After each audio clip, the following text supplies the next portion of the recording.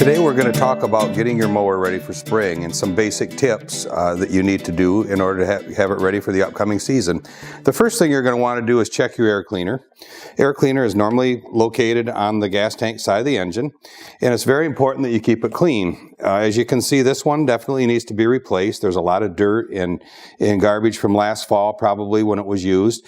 And what happens if you don't clean that, it winds up going into the carburetor and making a mess, and then you end up having to spend money on a new carburetor. So you're going to want to replace the air cleaner. The next thing you're going to want to do is replace the spark plug. The spark plug is located up in the front of the engine. Real simple. Take the old one out, put the new one in, throw the old one away. You're also going to want to make sure that your blade is good. I've got two different blades. The one in my left hand is what it should look like, and this one is a worn out blade. You never want to have a dull or worn out blade, because a worn out blade will tear the tops of the grass and turn it brown.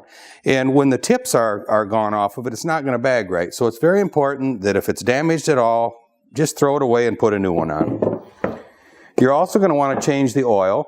And when you change the oil, you want to make sure that you use the oil that's recommended for the mower. It's very specific. Some need full synthetic oil, which I have in my right hand, but most of them just take a straight 30 weight oil. Another thing you're going to want to do is make sure that your gas tank is conditioned. Use gas conditioner. That's something that most people don't understand. There's a lot of water and fuel today, so gas conditioner is something that needs to be used.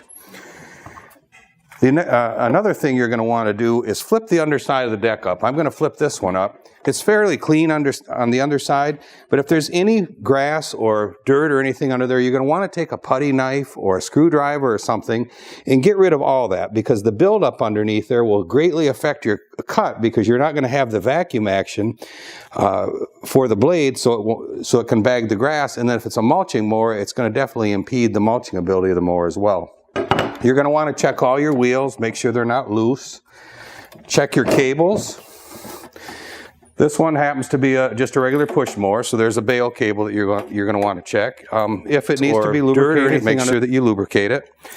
And make sure that you keep the mower clean. That is the biggest thing all summer long. When you're done with it, take 5 minutes and get your garden hose out and clean it up, and you'll have a pretty trouble-free summer.